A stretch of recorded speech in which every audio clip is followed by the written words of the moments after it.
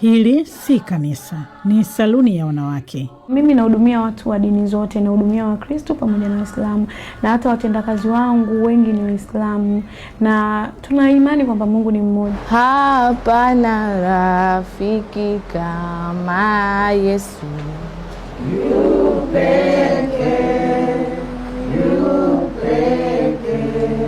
Hello, naitwa Maria Wilson almaarufu kama Chido Point. Karibu saloni kwetu, urembo na kuabudu. Na ukija saloni kwetu, make sure mbeba tenzi za rohoni. Tutaimba nyimbo kama nionapo amani kama shwali. Mimi reality kwa maisha yangu nimeokoka, napenda Yesu, napenda kuimba. Kwa hiyo ilikuwa saloni kwangu, hata na wadogo zangu na ushirikiana nao kwenye kazi wanajua dada anapenda kuimba.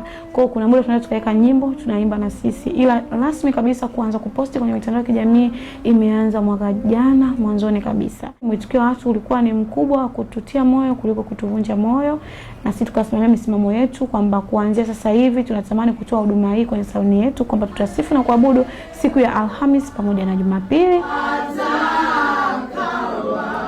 Sijawahi kutegemea kwamba eti sijui kama hapo Nigeria, Kenya, wa Kongo, Ufaransa, napigiwa simu US, napigiwa simu mtu anamwambia najisikia kutoa sadaka yangu, mmenibariki. Yaani sio tu kwamba nawabariki wale kwa saluni, no. Kwamba yani videos na anoint mpaka nawabariki watu ambao wanaona tu. Yaani mtu anaview na anabarikiwa. Mwingine anipigia simu analia, naangalia video yako najisikia kabisa kuna kitu kinashuka. Kwa hiyo utukufu ni kwa Mungu. Sikutegemea kabisa. Mimi nilijua kwamba nipo siku nitajulikana pengine kwa kusuka vizuri, kwa kubuni style mpya, lakini imekuwa tofauti. Najulikana kwa sababu ya kumshirikisha Mungu kwenye biashara zangu pasipo kuogopa kupoteza chochote.